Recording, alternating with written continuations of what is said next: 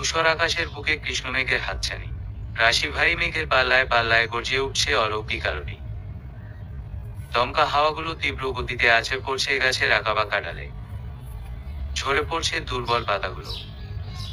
রাস্তার ধারে উঁচু প্রাচীরে উপর প্রান্তে থাকা কদম ফুলের গাছ নেতিয়ে পড়েছে, প্রায় ঝুঁকে পড়েছে এদিকটায়। একটু চেষ্টা করলেই হয়তো নাগাল পাওয়া যাবে তার। এমন সুযোগ সচরাচর আসে না, বিধায় রূপটা লুফে নিতে চাইল। চটজলদি মুঠোফোনটা ব্যাগে পুরে নিয়ে হাত বাড়ালো ফুলগুলোর দিকে। বাতাসের বেগ তখনও তীব্র, বারবার ঝুঁকে পড়ছে ফুলগুলো নিচের দিকে। হয়তো কদমরাজ আজ নিজেও চাইছেন রূপের হাতে ধরা দিতে, ফলস্বরূপ রূপ কয়েক দফা লাফিয়ে উঠতেই তার হাতের এসে ঠেকল কয়েক জোড়া কদমরাজ।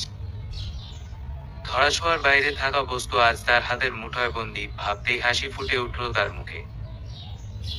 হঠাৎ এক দমকা হাওয়া এসে শূন্যে উড়িয়ে দিল তার ওনার শেষ ভাগ, অবিন্যস্ত করে দিল চুলগুলো। রূপ দ্রুত এক হাতে সবটা সামলে উঠার বৃথার চেষ্টা করল। মিনিট দুই এক যেতেই বিস্তৃত আকাশের বুক চিরে নেমে পড়ল এক বর্ষা বৃষ্টি। ক্ষণে ব্যস্ত হয়ে পড়ল খোলা আকাশের নিচে থাকা মানুষজন, ছুট দিল ছাউনির উদ্দেশ্যে। রূপ দৌড়ে একটা দোকানের সামনে এসে দাঁড়ালো, বৃষ্টির দিকে তাকিয়ে বিড়বিড় করে উঠল, শালার বৃষ্টি আর নামার সময় পেল না। বাসায় তো যেতে দিতি, তারপর না হয় নিজের লীলা খেলা দেখাতি। কথাটা বলেই পায়ের ধারে থাকা ছোট ইটের টুকরাটা পায়ে ঠেলে ছুঁড়ে মারল পিছলা রাস্তার উপরে।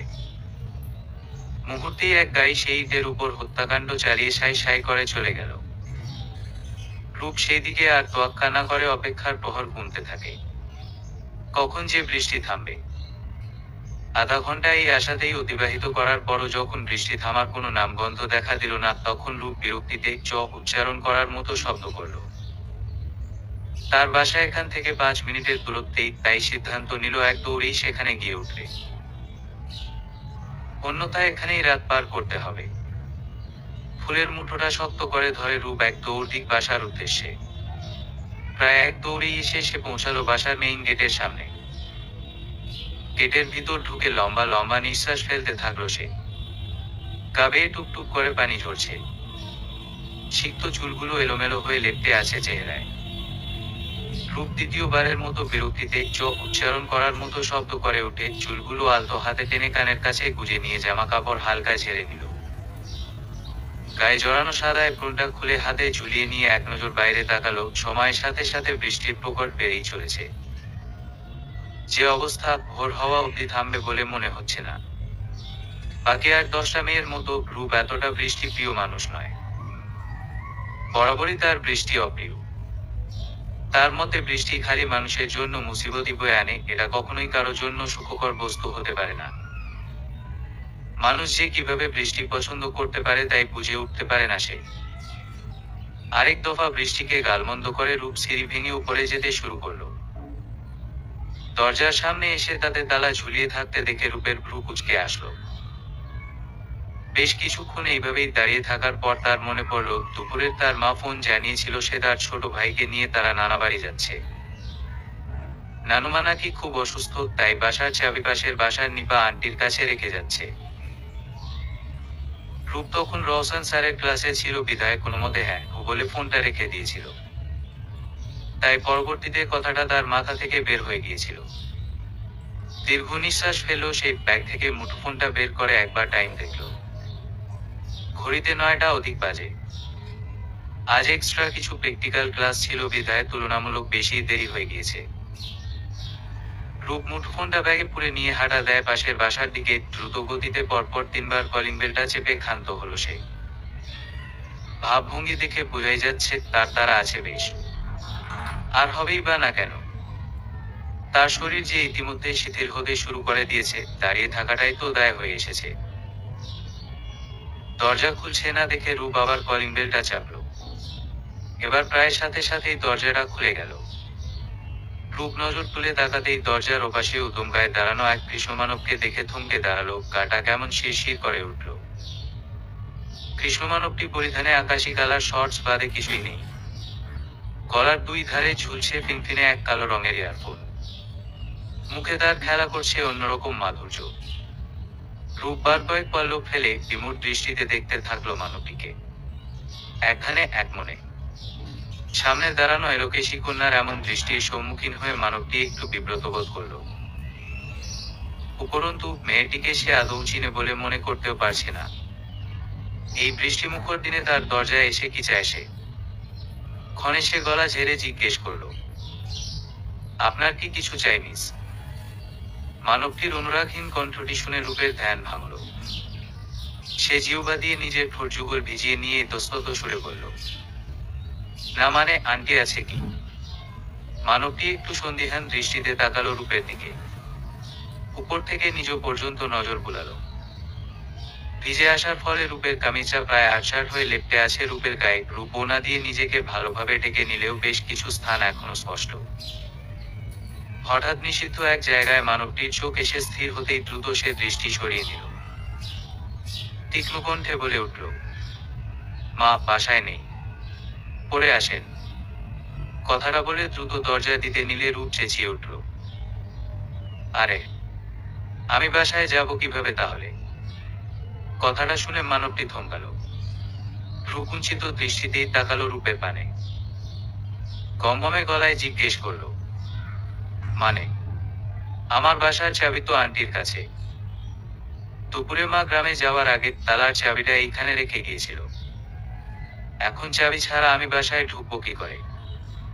এক নিঃশ্বাসেই কথাগুলো বলে দম নিল রূপ। মানবটি দরজার ধারেই বৈরাগী দৃষ্টিতে তাকিয়ে থাকলো।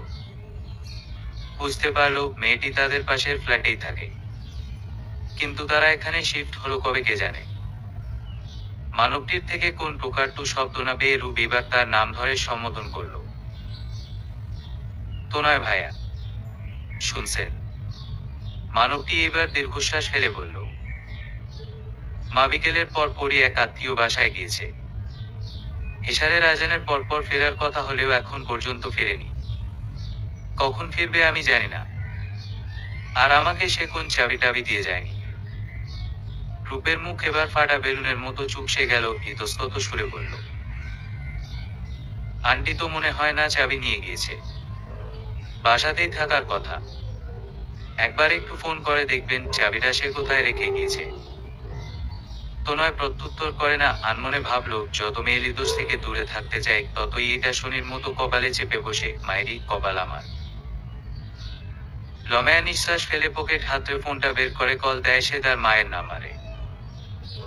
কিন্তু ফোন অপর পাশ থেকে সুরেলা কণ্ঠে বলা, আপনি যে নাম্বারে ডায়াল করেছেন তা এই মুহূর্তে বন্ধ আছে। উক্তিটি শুনে তোনয়ের চেহারার অভিব্যক্তি বদলে গেল। ফ্যাকাশে হয়ে আসলো মুখটি। সে পরপর 4 বার ফোন দেওয়ার পরও যখন একই ধ্বনি পুনরাবৃত্তি হলো তখন সে রূপের দিকে তাকিয়ে থমথমে মুখে বলল, মায়ের ফোন বন্ধ বলছে। রূপের ইতিমধ্যে কাঁপন ধরতে শুরু করে দিয়েছে। সে দুহাত দিয়ে নিজেকে আষ্টে পৃষ্ঠে জড়িয়ে দাঁড়িয়েছিল। এমন অবস্থায় তোনয়ের কথা শুনে রূপ বিবর্ণ মুখে তাকালো। বলল, এখন? তোনয় কিছু টাকা ছাড়া ভাব নিয়ে বলল, আমি কি জানি। রূপ এতে একটু অসন্তুষ্ট হলো বটেই, কিন্তু প্রকাশ করল না। অজানা এক মানবের নিকট কি বা আশা রাখবে সে। রূপ কোন প্রকার দ্বিরুক্তি না করে ঘুরে দাঁড়ালো। হাঁটা দিল নিজের ফ্ল্যাটের দিকে। সেখানেই তাকে বসে অপেক্ষা করতে হবে, এছাড়া উপায় কি। এই বাসায় এসে উঠেছে 1 মাস হবে বোধ হয়। তেমন কারো সাথে সখ্যতা হয়ে ওঠেনি তার। একবারের জন্য যায়নি অন্য কোনো ফ্ল্যাটে। একনিপা বেগম তাদের প্রতিবেশী বলে বার 2 যাওয়া আসা হয়েছিল। তাই সে যেহেতু নেই সেহেতু তার যাওয়ার মতো কোন জায়গায় নেই। রূপকে এভাবে যেতে দেখে তোনয় কিছুটা সময় ভাবল। অতঃপর কোন ভূমিকা ছাড়াই গলা উঁচিয়ে বলে উঠল, আপনি চাইলে ভিতরে এসে অপেক্ষা করতে পারেন মিস। কথাটা কর্ণগোচর হতেই রূপ থমকায়। ঘাড় ঘুরিয়ে নির্লিপ্ততা দৃষ্টিতে তাকায় তোনয়ের দিকে।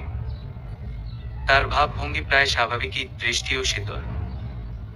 রূপ কিছু প্রহর চুপ থেকে অস্ফুট স্বরে বলে, না থাক।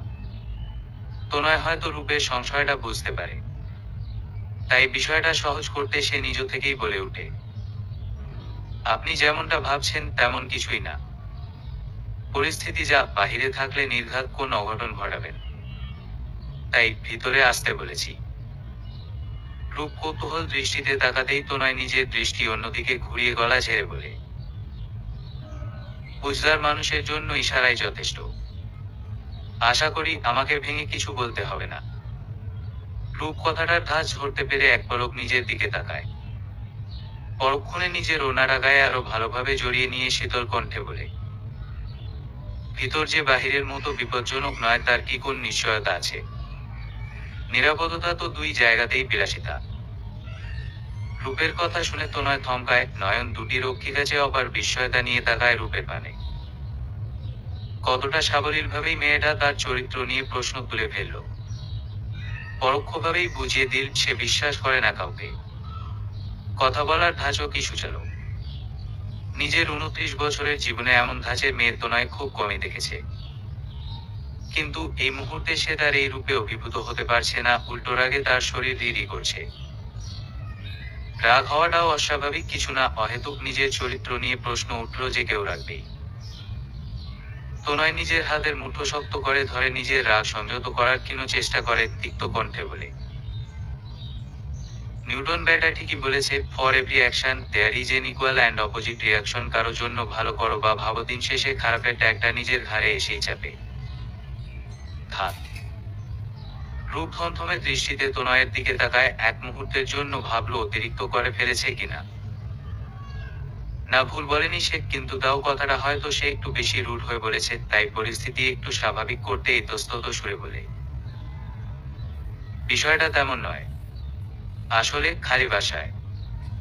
অর্ধেক কথাটা বলেই রূপ চুপ করে যায়, সম্পূর্ণ কথাটা শেষ করতে তার কেমন জোরটা কাজ করছে। তনয় অন্যদিকেই মুখ করে রেখেই বলে, বিষয় এমন হোক আর তেমনই হোক, কারো বাহির দেখে কখনো কাউকে জাজ করা ঠিক নয়। এই রাইট আপনাকে কেউ দেয়নি। রূপ কথা বাড়ালো না। এতক্ষণে মানবটি কথার ধাঁচেই রূপ বুঝে গিয়েছে, মানবটির আত্মা তো প্রচন্ড প্রখর।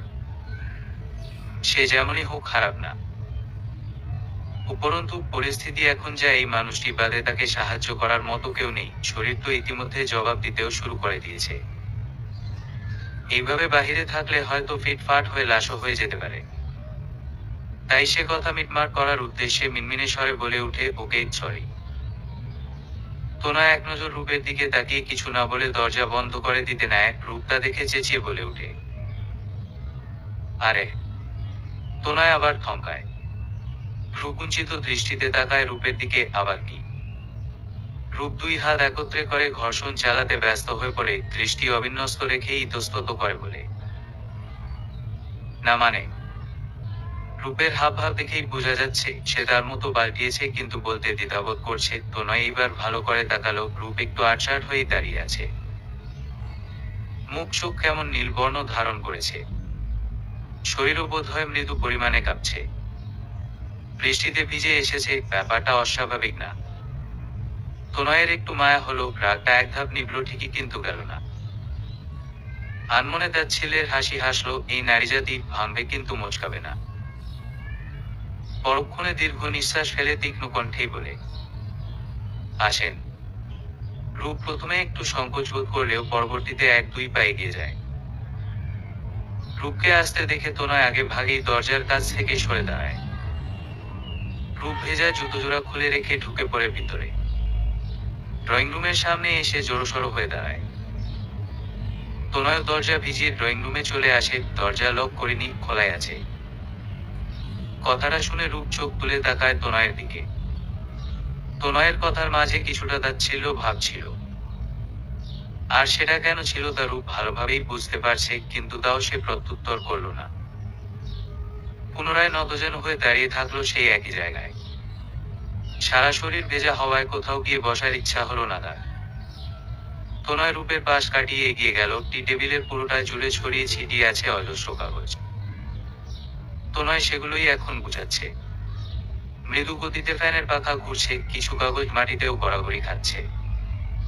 রূপ নিষ্প্রভ চোখে সবটাই দেখছে। জামা থেকে এখন আর পানি পড়ছে না, সিক্ত ভাবটা শুষে নিচ্ছে শরীর। শিথিল হয়ে পড়ছে স্নায়ুগুলো, হিমশীতলতা চলাচল করছে রন্ধ্রে রন্ধ্রে। ফ্যানের মৃদু বাতাস কাঁপন ধরাচ্ছে শরীরে। শুধু তাতে দাঁত লেগে আসাটাই বাকি বোধ হয়।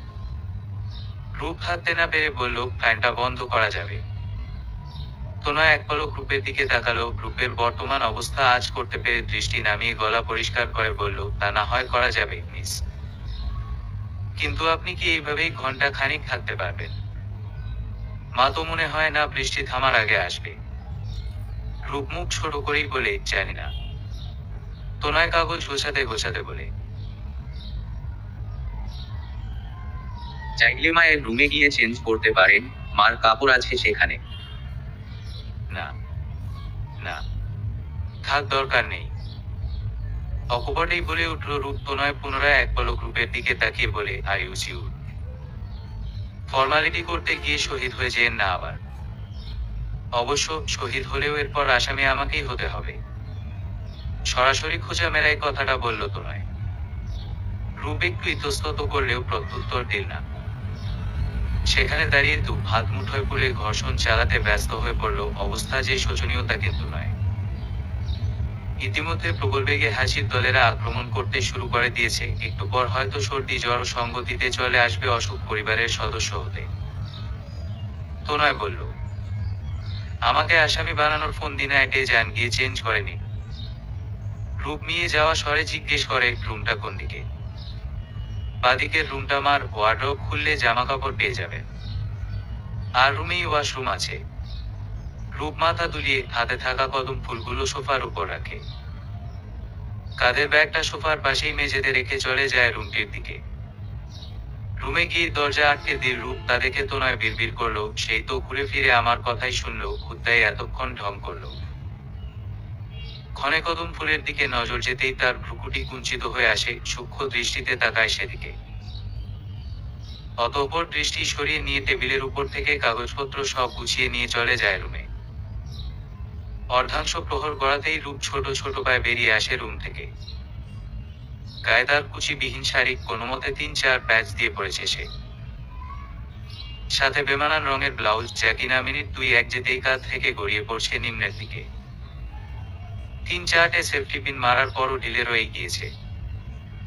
নিপা বেগমের স্বাস্থ্য বেশি না হলেও রূপ তুলনামূলক একটু রোগাসোগা, তাই এই অবস্থা। উপরন্তু নিপা বেগম সর্বদা শাড়ি পরিধান করেন বলে রূপ বাধ্য হয়ে শাড়ি পরল। রূপ পিছন থেকে আঁচলটা টেনে সামনে আনলো, ভালোভাবে জড়িয়ে নিল গায়ে। ড্রয়িং রুমে আসতে দেখা মিলল তনয়ের। ল্যাপটপ নিয়ে বসেছে সে।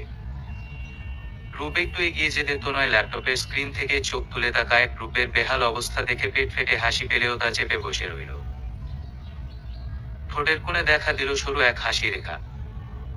কার্টুন লাগছে মেয়েটিকে। মেয়েটি হয়তো শাড়ি পরতে জানে না বা কুচি করতে। রূপ এদিক সেদিকে বেশি না তাকিয়ে চুপচাপ গিয়ে বসে তনয়ের বিপরীতমুখী সোফায়। এক পলক তাকালো তার দিকে। উদমকা এখন ঢাকা পড়েছে বাদামি টি শার্টের অন্তরালে।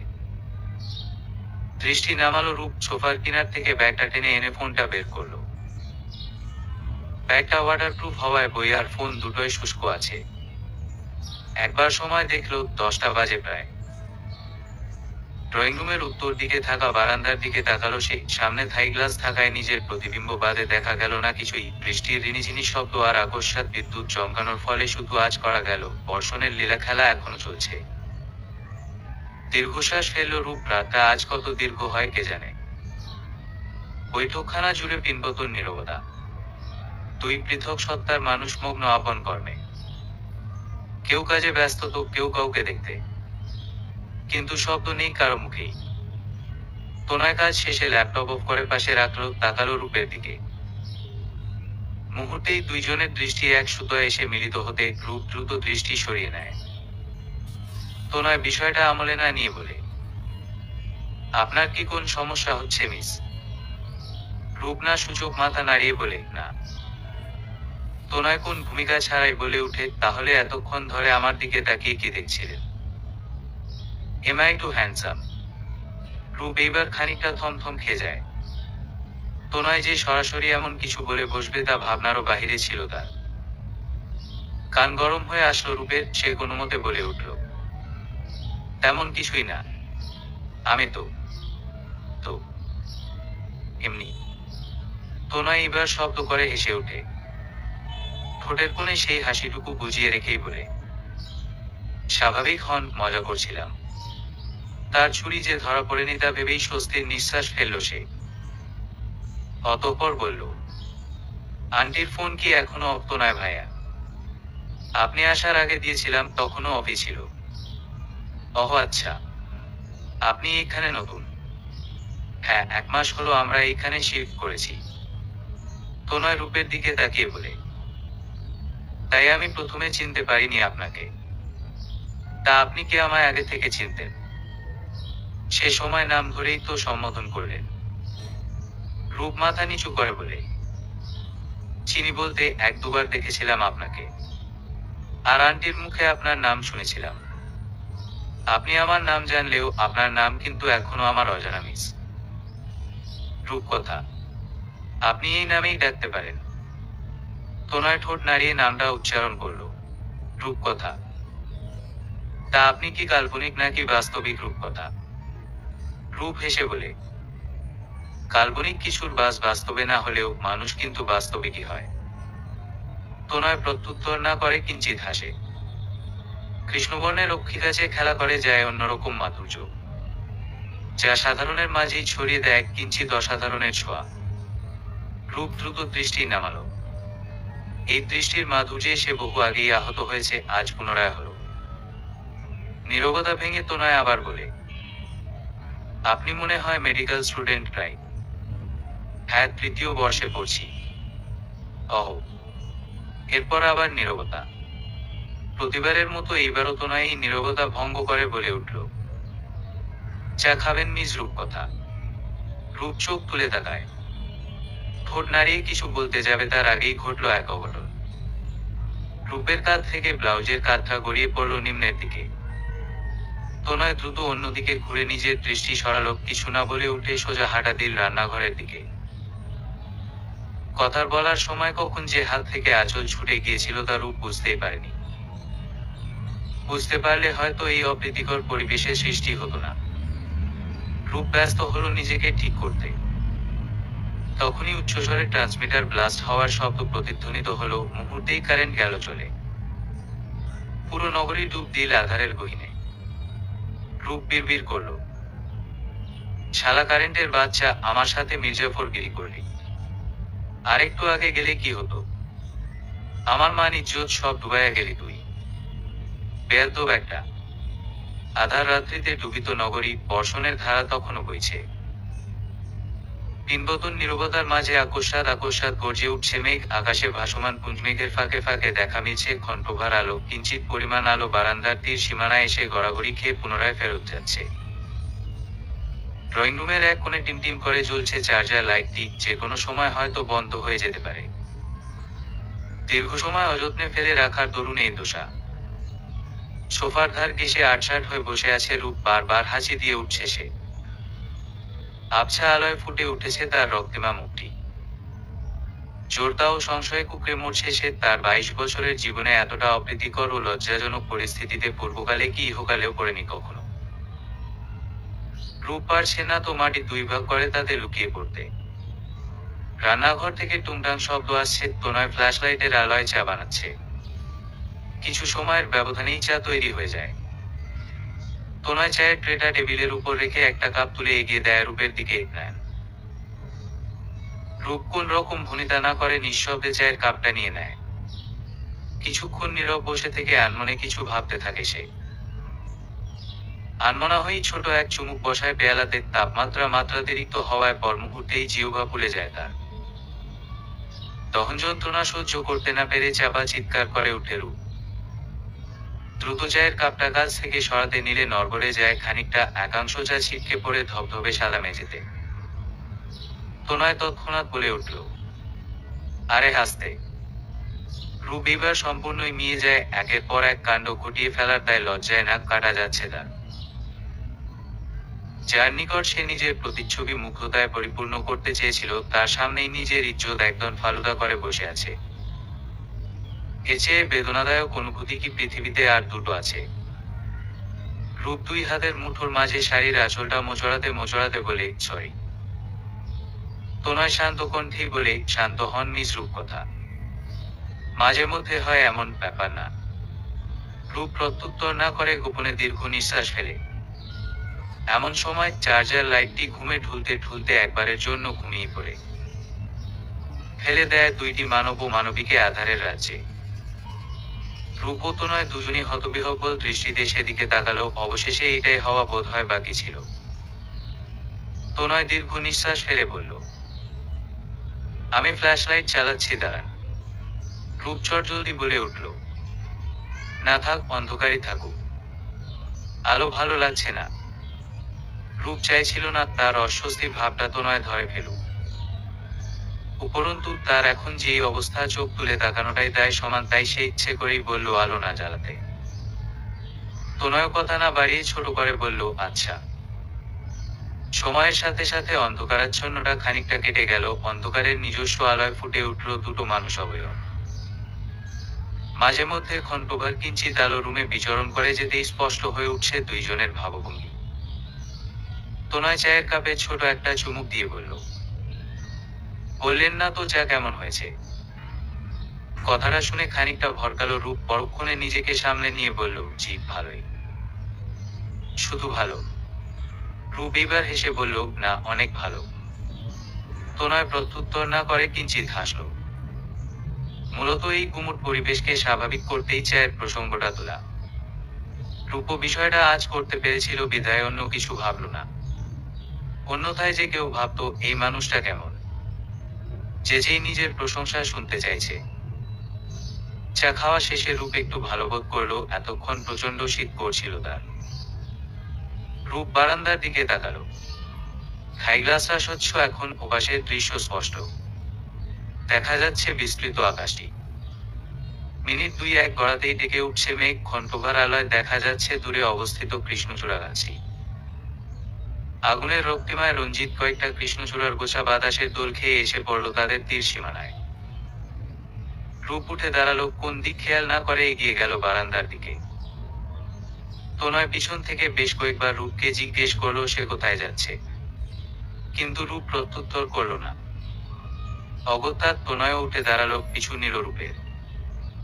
রূপ হাই গ্লাসের দরজাটা খুলে বারান্দায় প্রবেশ করলো। রেলিং না থাকায় বৃষ্টির ছাঁটা আসছে বেশ, ভিজিয়ে দিচ্ছে রূপকে।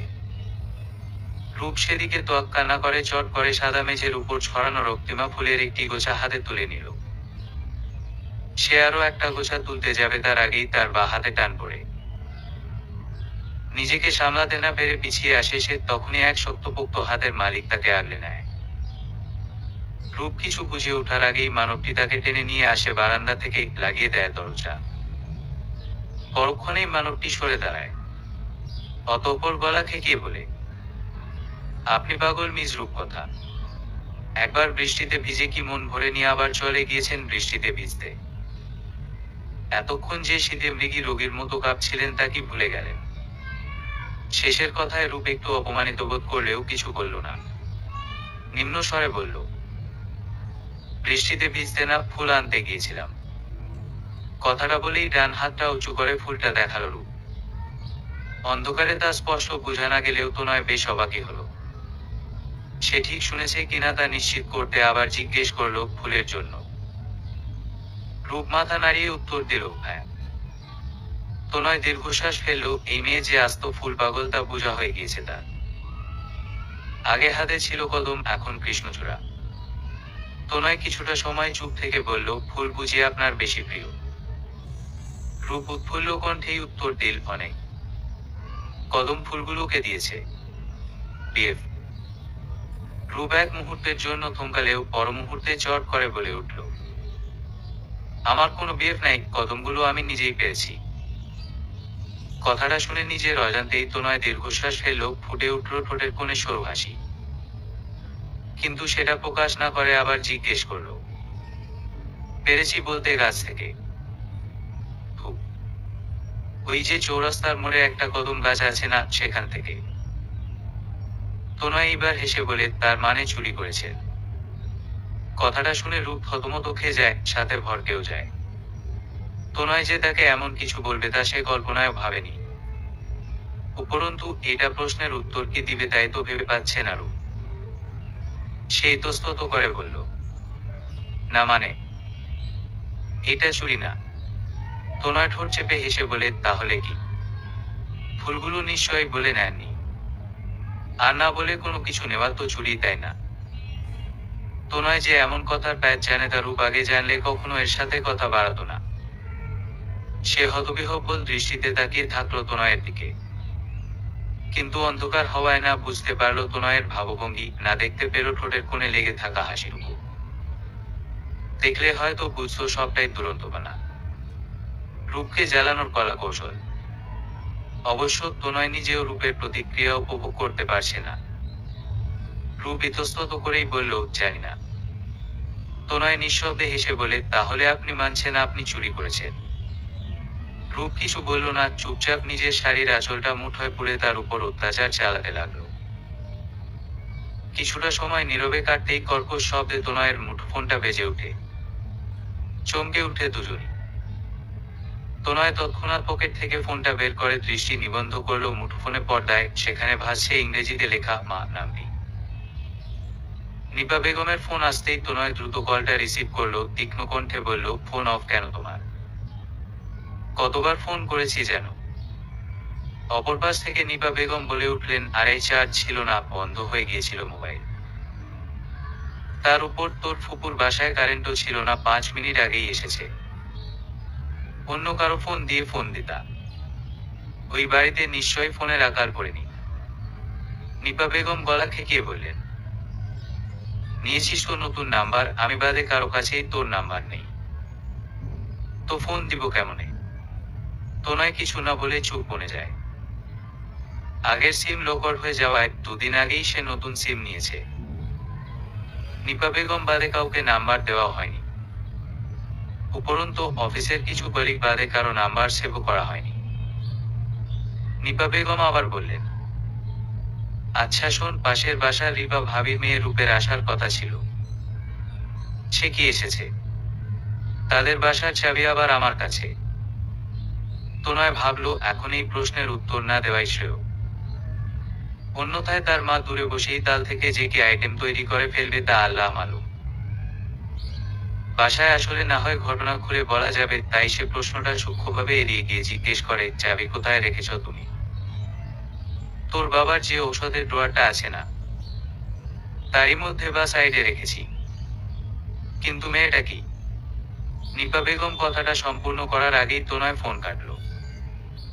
স্বস্তির নিঃশ্বাস ফেলে বলল, চাবির সন্ধান পাওয়া গিয়েছে মিস, আপনি একটু অপেক্ষা করুন, আমি নিয়ে আসছি। কথাটা শুনে রূপের চোখে মুখে ম্লান ভাব ছড়িয়ে গেল, আবহাওয়ার মতোই এক ঝাঁক কৃষ্ণমেঘ ভর করলো মনের আঙিনায়। সে যে অনাকাঙ্ক্ষিত একটি চাওয়া পুষে বসেছিল। অন্ধকার হওয়ায় তনয় উপলব্ধি করতে পারল না কিছুই।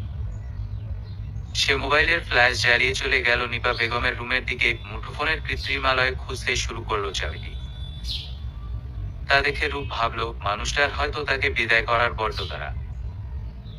বিষাদিত হলো মন। এমন সময় কারেন্ট মহাশয় চলে এলো, কৃত্রিমতায় ছেয়ে গেল পরিবেশ। রূপ খিচে নয়ন দুটির কভার বন্ধ করে নিল, আধারে থাকায় কৃত্রিম দুটির স্পর্শ সূচের মতো বিচ্ছে অক্ষি কাছে। বার কয়েক অবিশ্রান্ত পল্লব ফেলার পর শৈল সবটা স্বাভাবিক হলো সে। ধীর পায়ে এগিয়ে গেল সোফার দিকে। হাতের মুঠোয় সযত্নে রাখা কৃষ্ণচূড়াটি অযত্নে ফেলে দিল টি টেবিলের উপর, নির্জীব ভঙ্গিতে গুছিয়ে নিল গায়ে। তনয় ততক্ষণে চাবি নিয়ে ফেরত এসেছে। রূপ এক পলক তনয়কে দেখে নিল, মিয়ে যাওয়া কণ্ঠে বলল, একটি পলিথিন দেওয়া যাবে? আমার জামাগুলো ভেজা। তনয় মাথা দুলিয়ে সম্মতি জানালো, চাবিটা রূপের হাতে দিয়ে রান্নাঘর থেকে পলিথিন নিয়ে এলো। রূপ সবটা গুছিয়ে সবটার জন্য তনয়কে কৃত্রিম হেসে ধন্যবাদ জানিয়ে কদমগুলো হাতের মুঠোয় পুড়ে চলে এলো নিজ ফ্ল্যাটে। দরজার তালা খোলার সময় রূপ উপলব্ধি করতে পারল তনয় পিছন থেকেই তাকে দেখছে। রূপ পিছনে ঘুরল, দুইজনের দৃষ্টি গাথিত হলো একই মুক্তমালায়। দৃষ্টির প্রখরতা সইতে না পেরে রূপ দ্রুত দৃষ্টি সরালো, বিচলিত হলো মন। হৃদস্পন্দনের গতি যেন অস্বাভাবিক হয়ে উঠল। কিন্তু তনয়, সে বড্ড স্বাভাবিক, দৃষ্টি তখনও ঠাওর। ঠোঁটের কোণে ঝুলানো ক্ষীণ উপহাস। ভাব এমন, রূপকে দেখাটাই যেন তার একান্ত কর্ম। রূপ বুঝল না সেই দৃষ্টির মানে, তাই অপ্রতিভ হলো, দৃষ্টি নত রেখেই ঘুরে দাঁড়ালো। ধীর গতিতে তালাটা খুলে ঢুকে পড়ল ভিতরে। তনয় তা দেখে লম্বা নিঃশ্বাস ফেলল, কিঞ্চিৎ শব্দ করেই লাগালো দরজাটা। পকেটে হাত গুজে এগিয়ে গেল ড্রয়িং রুমের দিকে, নজর গিয়ে আটকালো অযত্নে পড়ে থাকা রক্তিমায় মোড়ানো পুষ্পে। তনয় ধীর পায়ে এগিয়ে গেল সেদিকে, খুবই সপ্তবর্ণে হাতে উঠিয়ে নিল পুষ্পটি। উপকথা রাজ্যের রানী কি জানে তার কৃষ্ণচূড়ার আগুন রঙে পুড়ছে সন্ন্যাসী রাজার হৃদয়। রূপ দাঁড়িয়ে আছে বদ্ধ জানালার প্রান্তে, নির্লিপ্ততা দৃষ্টিতে দেখছে বৃষ্টি। আজ এই বৃষ্টি তার কাছে তিক্ততায় নয়, বরং প্রণয় ভোজনে আবৃত ঠেকেছে। প্রগাঢ়তা পাচ্ছে অবিদিত অনুভূতি। প্রণয়ের জোয়ার হানা দিচ্ছে অন্তঃকরণের পারে। রূপ গায়ে থাকা শাড়িটা আরেকটু শক্ত করে জড়িয়ে ধরল, মানুষটির স্পর্শ লেগে আছে এতে। এক আধারে নিমজ্জিত রাত্রিতে বারান্দায় দাঁড়িয়ে রূপ কৃষ্ণমানবটি দেখেছিল বহুদিন আগেই। সেদিন রাস্তার ধারে হরিদ্রা আলোর ছড়া মানুষটিকে ছুঁয়ে দিতেই তার মাধুর্যতা বেড়ে গিয়েছিল শতগুণ, তার সেই রূপেই মুগ্ধ হয়েছিল সে।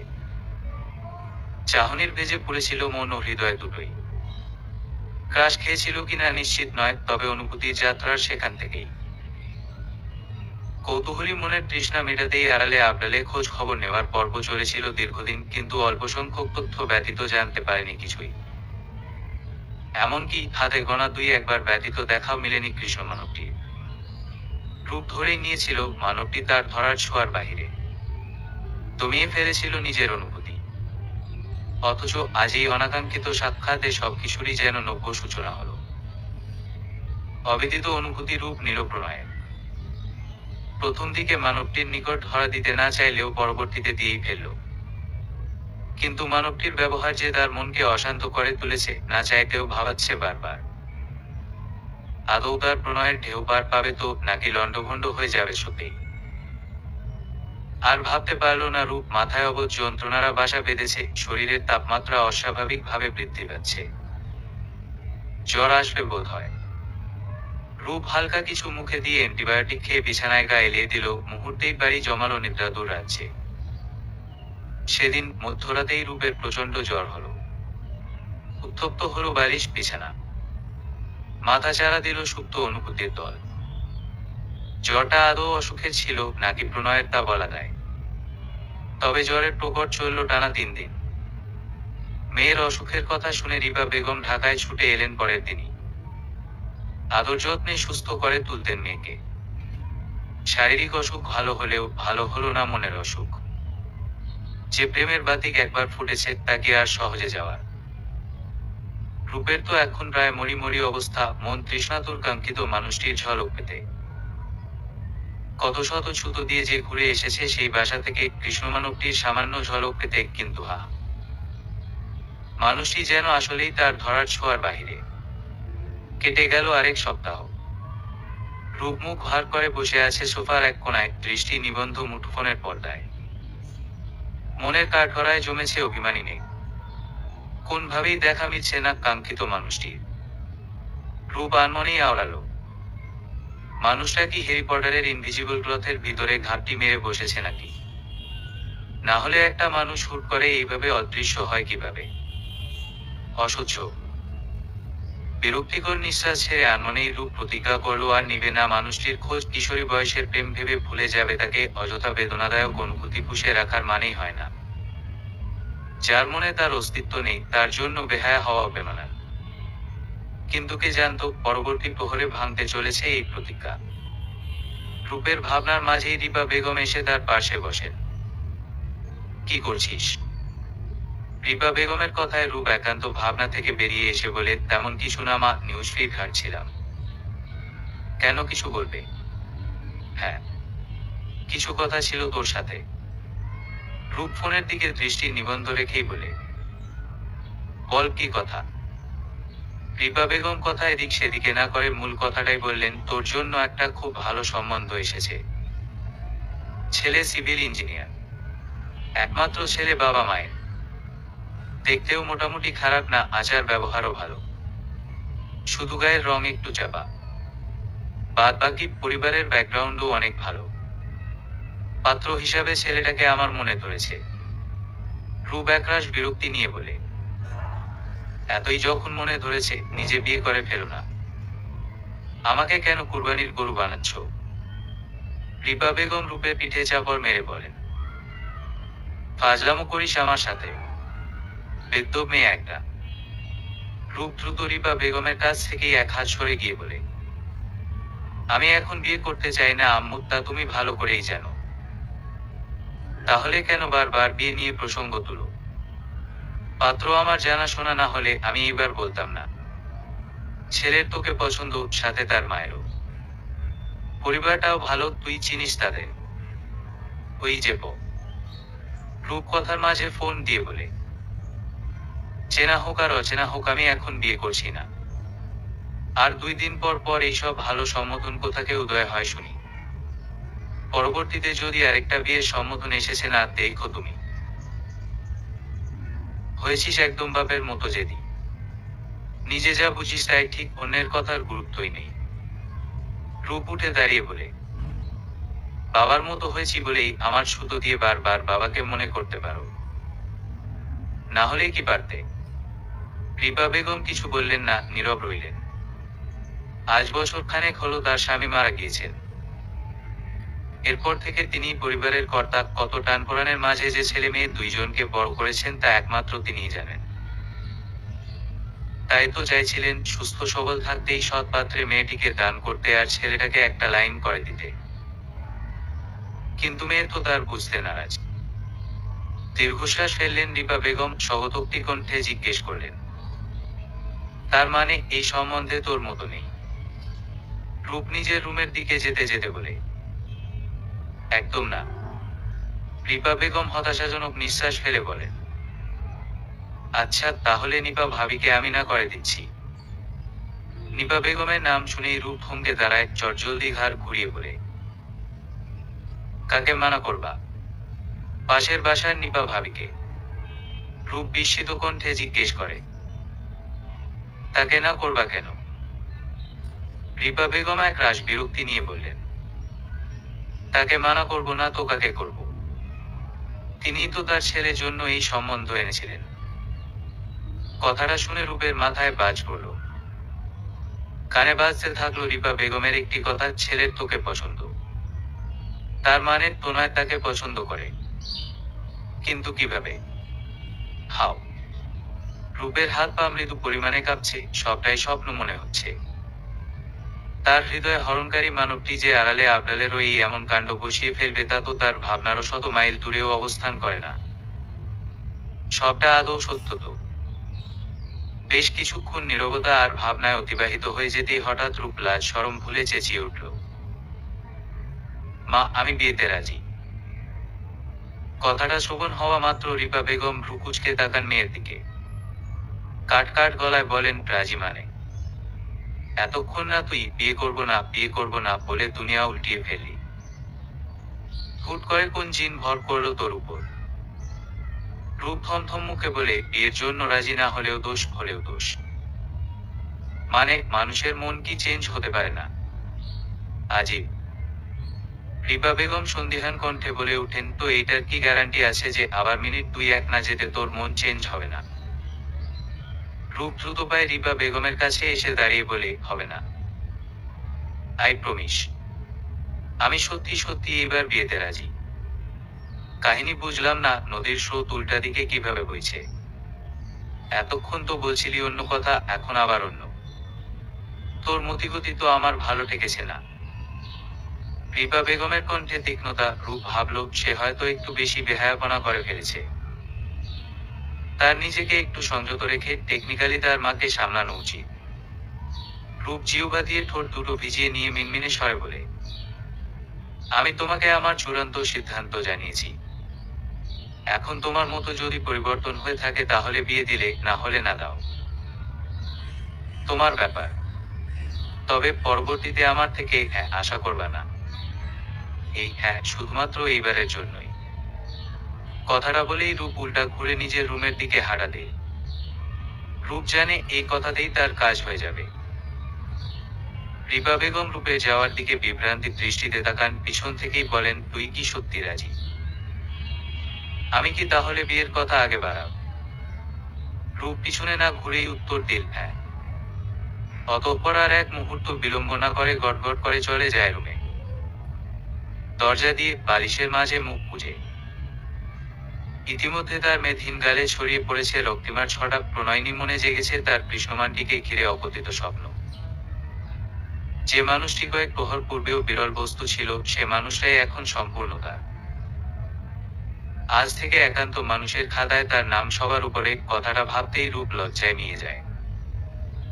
শ্রাবণের মধ্যভাগ। নীলাভ আসমান ঢাকা পড়েছে বিষণ্ণতায়। বাতাসের প্রখরতায় দোল খাচ্ছে জানালার ধারে শুভ্র রঙের পর্দাগুলো। দক্ষিণানীল গায়ে হিম পরশ বোলাচ্ছে, মোহনীয় ঘ্রাণের অবাধ্য বিচরণ চলছে রুমের কোনায় কোনায়। রূপ এক পলক তাকালো ফুল দিয়ে সজ্জিত রুমটির চারদিকে। আজ রূপ ও তনয়ের বাসর রাত। ঘণ্টাখানিক পূর্বেই তারা বিবাহ নামক পবিত্র বন্ধনে আবদ্ধ হয়েছে। এই দিনটা নিয়ে কত স্বপ্নই না বুনেছে রূপ। অবশেষে দিনটি পূর্ণতা পেতে চলেছে। তবে রূপের মধ্যে খুশি ভাবটা এতটা পরোক্ষ করা যাচ্ছে না। মুখটা বিষণ্ণতায় ঘেরা, উদ্বিগ্ন ভাব স্পষ্ট মানুষটিকে দেখার। রূপা ভাস করে বসলো, খুঁটিয়ে খুঁটিয়ে দেখতে থাকলো রূপটি। আকস্মাৎ তনয়ের একটি ছবির উপর গিয়ে স্থির হলো তার দৃষ্টি। পরক্ষণেই উদ্বিগ্নতা আরো দৃঢ় হলো। সেই রাতের পর আজ 1.5 মাস হতে চলল, তনয় তখনও ধরা দেয়নি রূপের নিকট। বিয়েটা তাদের ঘরোয়া ভাবেই হয়েছে, যার দরুন কোন অনুষ্ঠানের ছুতো দিয়েও সে দেখতে পারেনি তার কৃষ্ণমানবটিকে। কবুল বলার সময়ও তাদের অবস্থান পৃথক পৃথক ছিল। রূপ ছিল ভিতরের রুমে বসা, আর তনয় ছিল ড্রয়িং রুমে। কিঞ্চিত পরিমাণও দেখা মেলেনি তার। উপরন্তু মানুষটিও কোনো প্রকার যোগাযোগ বা দেখা করার চেষ্টা করেনি, যা রূপের মন বারংবার বিষিয়ে তুলছে। প্রশ্ন জাগছে মনে, আদৌ মানুষটা তাকে পছন্দ করে তো? কিঞ্চিত প্রহর গড়াতেই রুমের দরজা খুলল, প্রবেশ করল কৃষ্ণমানব। রূপ সে প্রান্তে এক নজর তাকিয়ে মাথা নয়ে নিল, মন ভর্তি অভিমানিনী মেঘ নিয়ে। তনয় ধীর পায়ে এগিয়ে আসলো রূপের দিকে। রূপ তখনও স্থির। তনয় রূপের সামনে এসে বসতেই রূপ অভিমানে পিছনের দিকে কিছুটা পিছিয়ে যায়। তনয় তা দেখে ভ্রু কুঞ্চিত দৃষ্টিতে তাকায়। কোন সমস্যা মিস রূপ? কথা। রূপ অভিমানী সুরে বলে, আপনি পুরো মানুষটাই তো সমস্যা। তনয় কিঞ্চিত হেসে বলে, তাহলে তো দেখছি বিরাট সমস্যা। তনয়ের হাসি আর কথা শুনে রূপের মাথায় আগুন ধরে গেল। সে সোজা হয়ে বসে তীক্ষ্ণ কণ্ঠে বলে, আমি মজার মুডে নই। তনয় রূপের দিকে হালকা ঝুঁকে দুরন্তপানা সুরে বলে, তাহলে কোন মুডে আছেন বলুন, আমি মুড সুইচ করে নিচ্ছি। রূপ দ্রুত পিছনের দিকে মাথা এগিয়ে নিয়ে বলে, আপনাকে যতটা ভদ্র ভেবেছিলাম ততটা আপনি নন। তনয় সরান হয়ে বসে বলে, সেটা আপনার ভাবনার দোষ, আমার না। একটা প্রশ্নের উত্তর দিন তো, আপনি কি সত্যি আমাকে পছন্দ করে বিয়েটা করেছেন? তনয় ভ্রুকুটি কুঁচকে জিজ্ঞেস করে, কেন বলুন তো? বিয়ে ঠিক হওয়ার পর একবারও আমার সাথে দেখা বা যোগাযোগ করার চেষ্টা করেছেন? সেই রাতের পর আজ আমাদের দেখা, কথা বলা। তনয় ঠোঁট নাড়িয়ে ভাবুক ভঙ্গিতে বলল, অহ আচ্ছা। তনয়ের এমন ভাব দেখে রূপ তেতে উঠল, অহ আচ্ছা মানে কি? উত্তর দিন। পছন্দ হলে যে দেখা বা যোগাযোগ করা বাধ্যতামূলক তা তো জানতাম না। মজা নিচ্ছেন? তনয় হেসে বলল, কিছু মুহূর্তের মধুরতা দ্বিগুণ করতে বিরহের বড্ড প্রয়োজন পড়ে মিস রূপ। কথা মানে?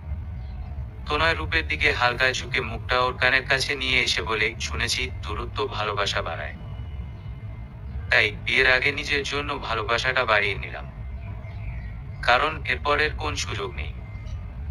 রূপের শরীর কাঁপছে, অভিমানী মেঘ সরে যাচ্ছে আপন গতিতে। অনুভূতিরা সাড়া দিচ্ছে প্রখরভাবে। তনয় সরে এসে বসলো, বলল, ক্লান্ত দেখাচ্ছে আপনাকে, যান ফ্রেশ হয়ে নিন। রূপ কথা বাড়ালো না, সম্মতি জানিয়ে উঠে দাঁড়ালো। তার রাগ এখন পুরোই পড়ে গিয়েছে। তনয় উঠে দাঁড়ালো, এগিয়ে গেল আলমারির দিকে। আলমারি খুলে ভিতর থেকে একটা প্যাকেট বের করলো, অতঃপর সেটা নিয়ে এগিয়ে আসলো রূপের দিকে। রূপের হাতে প্যাকেটটা ধরিয়ে দিয়ে বলল, ফ্রেশ হয়ে এইটা করবেন।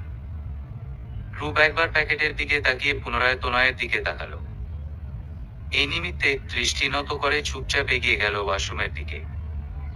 রূপ ওয়াশরুম থেকে বের হতে হতে তনয় চেঞ্জ করে নিল। রূপ ফ্রেশ হয়ে আসতেই তনয় নিষ্পলক তাকিয়ে রইল রূপের দিকে। রূপের পণ্যে তখন তনয়ের দেওয়া শুভ্র রঙের পোশাকটি। তনয় তা দেখে মিষ্টি হেসে বলল, মাশাআল্লাহ। কথাটা শোনা মাত্র রূপের গাল দুটিতে ছেয়ে গেল রক্তিমার প্রলেপ। তনয় কয়েক কদম এগিয়ে এসে বলে, লজ্জা করে পেন, এখন চলেন। রূপ মাথা তুলে তাকায়, প্রশ্নবোধক চাহনি তার চোখে মুখে। অস্ফুট স্বরে সে জিজ্ঞেস করল, কোথায়? আধার রাত্রি বিলাস করব আপনার। রূপ একবার জানালার বাহিরে তাকিয়ে বলে, কিন্তু আকাশের অবস্থা ভালো না, যে কোনো সময় বৃষ্টি নামতে পারে। নামুক, আজ না হয় প্রেম বর্ষণে মাদাক শহর। নিস্তব্ধ রাস্তার ধারে গুটি গুটি পায়ে হেঁটে চলেছে দুজন মানব ও মানবী, একে অপরের হাত মুঠোয় বন্দী। বাতাসের বেগে উঠছে মানবীর ওনার শেষ প্রান্ত। সামনেই একটি টং দোকান পড়তে তনয় বলল, চা খাবেন? রূপ সম্মতি দিয়ে বলল, খাওয়া যায়। আচ্ছা দাঁড়ান, আমি গিয়ে নিয়ে আসছি। কথাটা বলেই তনয় এগিয়ে গেল দোকানটির দিকে। মিনিট দুই একের মাঝেই দু হাতে দুটি চায়ের কাপ নিয়ে ফিরল সে। এক কাপ রূপের দিকে এগিয়ে বলল, সাবধানে খাবেন। রূপ লাজুক হেসে বলে, আচ্ছা। দুইজনের এক কিনারা দাঁড়িয়ে চা খাচ্ছে আর নিরলস আকাশ দেখছে। মাঝে সুর তুলছে কথার। হঠাৎ নৈশব্দে নেমে পড়ল এক পশলা বৃষ্টি। তনয় দ্রুত চায়ের কাপটি পাশের বেঞ্চিতে রেখে দিল পকেট থেকে 50 টাকার একটি নোট বের দোকানিদের হাতে ধরিয়ে দিল। ভাঙতি টাকা দোকানিকে রাখতে বলে রূপের হাত ধরে দৌড়ে ঢুকে পড়ল সামনে অবস্থিত বারকে। তনয় রূপের হাত ধরেই এগিয়ে গেল বারটির ভিতরে। একটি গাছের নিচে এসে আশ্রয় নেওয়ার পূর্বে রূপ কিছু একটার সাথে বেজে পড়ে যেতে নেয়। তনয় ওর হাত ধরে থাকায় টেনে ধরে, কিন্তু সুবিধা করতে না পেরে দুইজন একসাথেই সিক্ত ঘাসের উপর পড়ে যায়। ঘটনাক্রমে বুঝে উঠতে তারা একসাথেই হেসে ওঠে। রূপ বলে, তখন হাতটা ছেড়ে দিলেই পারতেন, আমার সাথে আপনিও এখন ব্যথা পেলেন। তনয় রূপের চোখের দিকেই তাকিয়ে বলে, হাতটা তো ছাড়ার জন্য ধরিনি। রূপ তখন কিছু না বলে লজ্জায় মাথা নয়ে ফেলে। মিনমিনে স্বরে বলে, উঠুন, ভিজে যাচ্ছি দুজনেই। তনয় বলল, ভিজে যখন গিয়েছি তখন উঠে লাভ কি? এর চেয়ে বরং বৃষ্টিস্নাত উপভোগ করুন। রূপ আর কথা বাড়ালো না, চোখ বন্ধ করে উপভোগ করতে থাকলো পরিবেশটা। এই প্রথম বৃষ্টি বিদ্বেষী কন্যা প্রেমে পড়ল বৃষ্টি মায়। জীবনের 21 বর্ষা তিক্ততা মনে হলেও 22তম বর্ষাটি যে তার নিকট সবচেয়ে প্রিয়তম আর সুখকর হয়ে দাঁড়িয়েছে। ঝিরিঝিরি বৃষ্টির করধ্বনিতে মাতোয়ারা হয়ে উঠেছে পরিবেশ। মেঘের মৃদু মৃদু ডাক ঝংকার তুলছে কর্ণকুহরে। ভেজা মাটি ও বনঘাসের সুবাস তীব্রতর হতেই রূপ লম্বা নিঃশ্বাসে তা ভরে নেয় অন্তরে। তনয় খুব সপ্তপর্ণে রূপকে নিজের বাহুতে ভরে নিল, তার কপালের আলতো করে ঠোঁট ছুঁয়ে দিল।